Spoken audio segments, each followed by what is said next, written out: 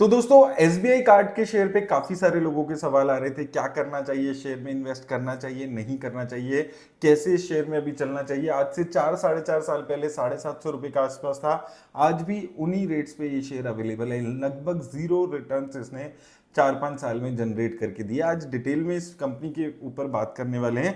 तो यहाँ पर अगर आप देखेंगे 450 रुपए के आसपास, 750 रुपए के आसपास इसका शेयर है।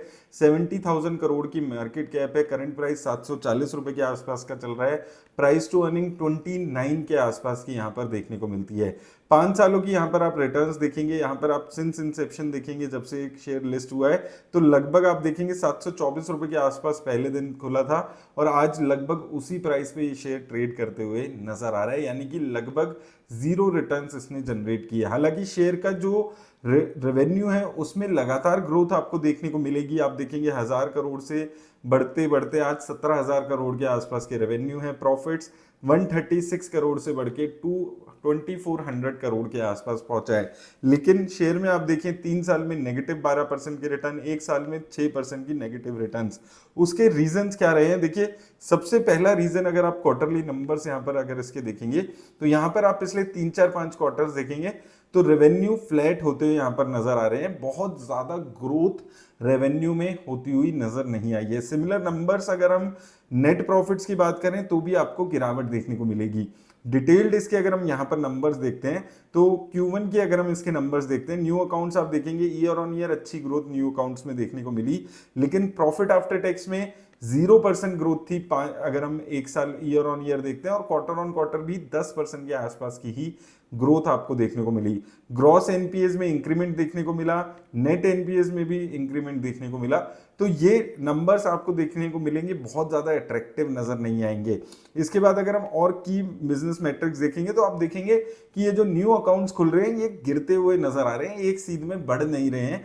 जैसे कि आप यहाँ पर देखेंगे ईयर ऑन ईयर अगर आप देख रहे हैं या क्वार्टर ऑन क्वार्टर देख रहे हैं, न्यू अकाउंट्स ओपनिंग कम हुई है, घटती हुई नजर आई है। 9 लाख के आसपास नए अकाउंट खुले हैं जो लास्ट क्वार्टर में 10.5 लाख के थे और उससे पहले 11 लाख के आसपास थे। तो ये लगातार नंबर नीचे जाते हुए नजर आया है। कॉर्पोरेट स्पेंड्स आप देखेंगे नीचे जाते हुए नजर आए हैं।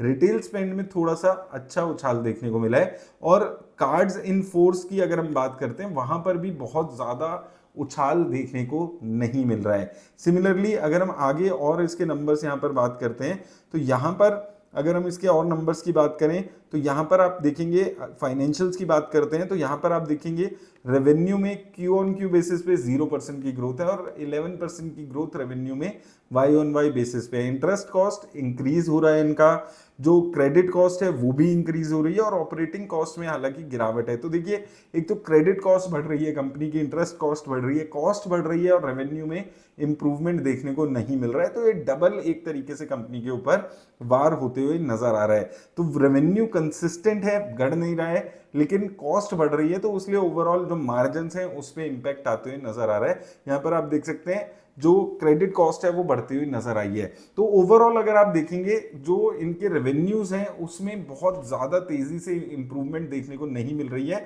स्पेसिफिकली पिछले 4 5 क्वार्टर की हम बात करते हैं। दूसरा, यहां पर ये शेयर 4 साल से सेम नंबर्स पे क्यों है? क्योंकि जब लिस्ट हुआ था तो शेयर 57-60 के आसपास प्राइस टू अर्निंग पे था, यानी कि बहुत ही ज्यादा ओवर प्राइस था ये शेयर जब लिस्ट हुआ था। तो वहां से एक करेक्शन आपको देखने को मिली है, शेयर में लगातार गिरावट इसलिए आपको देखने को वन साइडेड यहां पर मिलती हुई नजर आई है कि अब इसमें वैल्यू बाइंग की अपॉर्चुनिटी बनती हुई नजर आई है। सेम एग्जांपल हमने बजाज फाइनेंस का भी देखा था, जहां पर शेयर एक बारी 50-60 की प्राइस टू अर्निंग पे पहुंच गया था और आज 28-29 की प्राइस टू अर्निंग पे है। अगर आप अभी भी देखेंगे 29 की प्राइस टू अर्निंग पे भी ये अपनी जो इंडस्ट्री की एवरेज है 24 उससे ज्यादा ट्रेड करते हुए नजर आ रहा है। तो यहां पे भी अभी भी आप देखेंगे तो वैल्यूएशन ज्यादा नजर आएगी आपको।